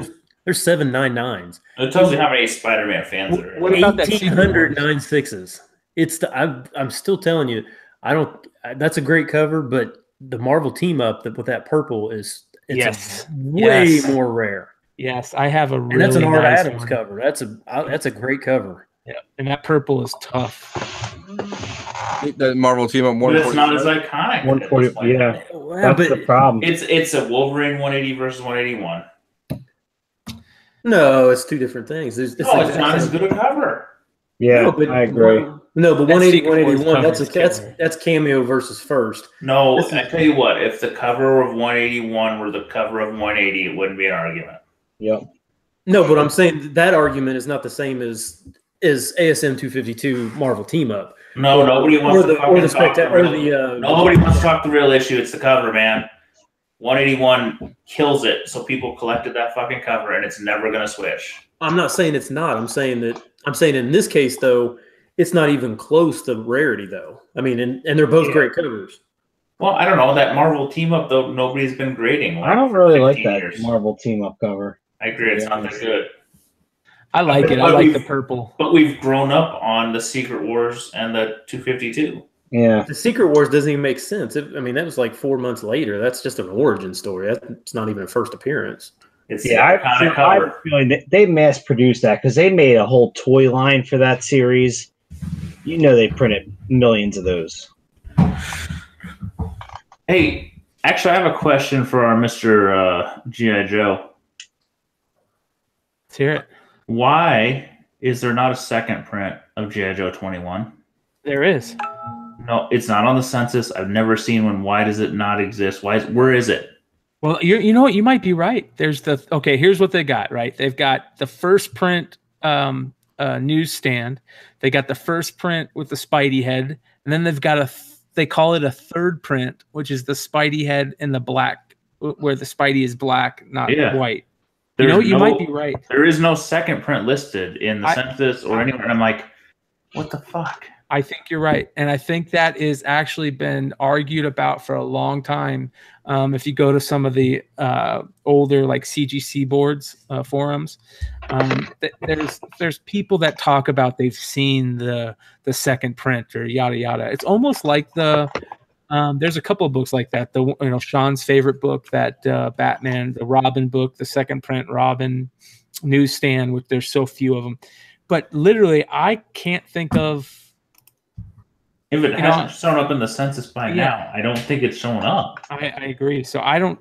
That's a very good question. I don't know why. Maybe they don't distinguish. Man, that's weird. Sometimes they don't do with newsstand. Yeah, I haven't thought about that. Why would they just jump to the third print? I don't know. That's a good question. Why is there no second print? I wonder if they're calling something else a second print. I mean, I know that there's a couple different books that they put out with that book. They put out a what do they call that back in the day, where they were like a little bit small and thicker books, and they were like 3 books, but they were like they have a name for them. Like a digest. There's a digest version of that came out. There's that special French Canadian one that came out. There's a couple of that book that came out around that same time period. I don't know if they're calling one of those a second print or not, but you're right. I believe you're 100% right. There is no second print of that book that they're actually calling a second print. I got another G.I. Joe question. So if I can buy a G.I. Joe volume 110 to like 150, like all those books. Wait, say it again. If G.I. Joe, like a Real American Hero volume 1, from 110 on to the last issue, so that's what, 155? 155, yeah. Does it include the special series and the annuals and stuff like that? No, just regulars. Just the regular series, like the regular first. Well, what's the condition and what's the price? Like VF minus. And what's the price? $285. No, I wouldn't do it. Those last the last 10 issues are really tough to get, and for sure the last 5 issues are really tough to get. I can get the other problem is the last issue they want 60, and then the last like 5 issues they want like $15 a piece though. Not in the condition you're talking. Yeah. I mean, there's usually when you find those books, though, it's one or two things. Those later books, they're either trash or they're perfect condition. I've never bought from these guys before, so I don't know. Somebody local here in Phoenix, one of the CBSI local guys, Chris Schultz. He's the local guy. He's on CBSI. He walked into a toy store the other day, and they had a long box sitting there, and it was G.I. Joe 1 through 155 with a special everything. And I think he paid like $100 for the whole long box, but they are just beautiful. So, I mean, they can be found, but it's also the type of thing where you're gonna find them usually when they're all there. Yeah. Yeah. It's crazy. It's crazy how that spec is just blowing up, like, within a couple of weeks after we talk about it. I mean, I'm not saying we're the reason, but it's like perfect timing. Yeah. They got an Eternal 1 run too. They want 180 for it though. It's terrible. That's another one of those books that's just. And number 1's only a fine plus. I mean, it's a whole run, but I would rather spec on New God stuff than Eternal stuff right now. That's just me, but I know that Eternal stuff is getting pretty crazy. Yeah. I just saw that today. So, well, boys, sorry, do we want to end it? I don't know. We've been on for like 2 hours. The hockey game's done. The hockey game is done. It's time to go watch some highlights. Yeah, the hockey game is done. Go Caps. That's right. One more for Uncle Ovi. So we'll see how it goes. Good. I don't want Vegas to win. Fuck them. Really? Yeah, they don't deserve it. Why? Because. All right. Here's because you're from Philly? No. You want to hear my gripe, and this is legit. They spin this story about how they're a band of misfits that nobody wanted. That's not true. All these players were taken off teams who had contracts with those teams. Like, these were players that were signed up on other teams. They were taken.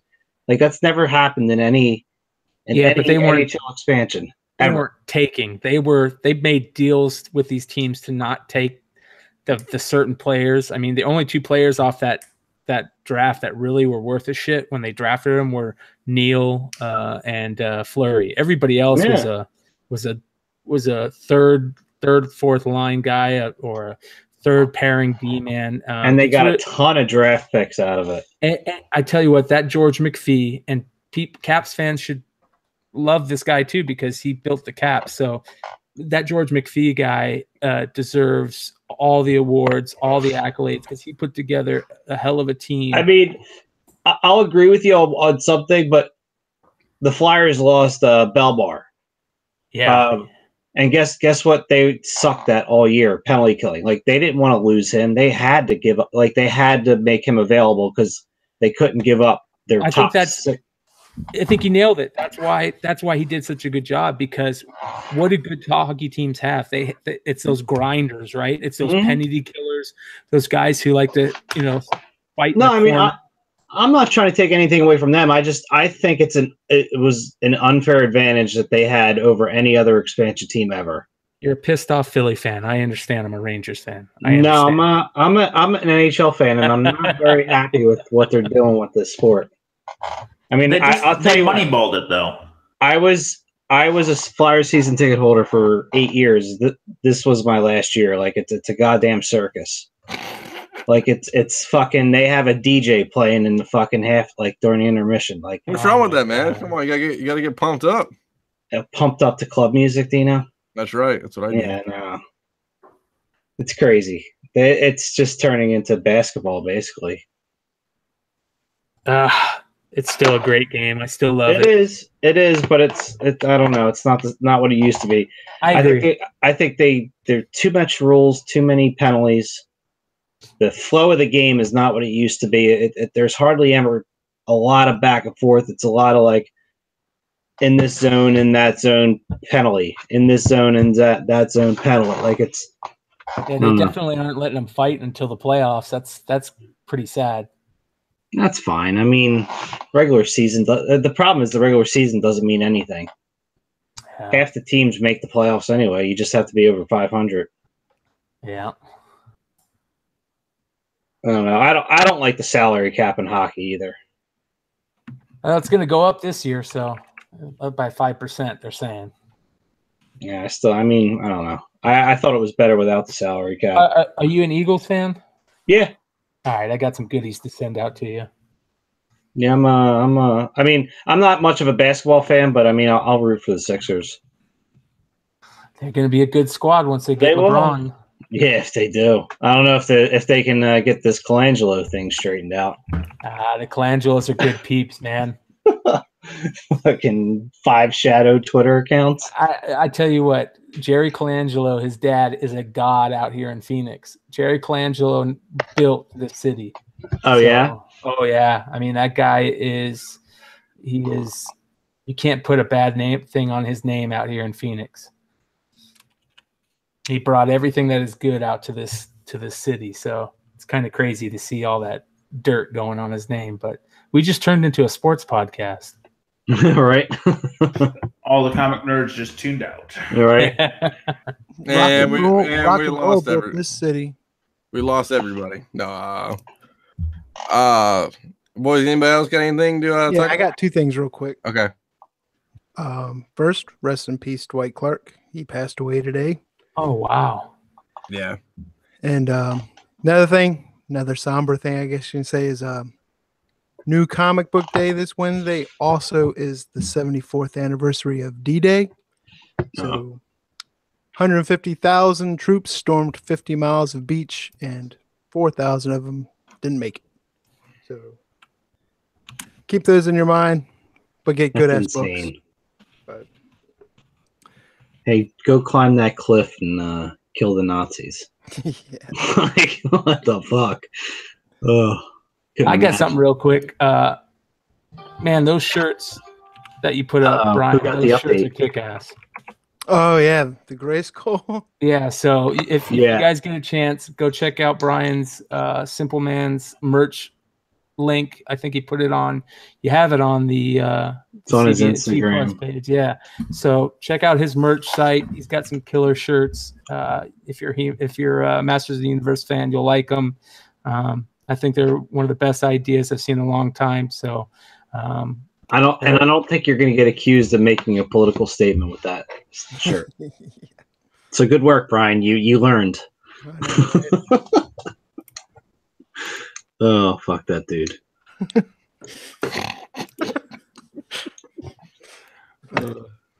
All right, boys. I guess we're gonna call it, Amen. Night, all 3 fans. Oh, we got a lot of people. We got like 15 today. Oh, nice. Yeah. So, You get any thumbs down? I mean, I was hoping we might get 1 or 2. no I don't thumbs think down. we need to have thumbs up that it matters. Yeah. I'm a thumbs up myself. All right, boys. 2 weeks, so that would be roughly the 18th of June. I'm sure there's gonna be some cool stuff. Maybe a new Oblivion song update. But all right, boys. We'll talk to you guys in 2 weeks. Adios. See ya. See ya.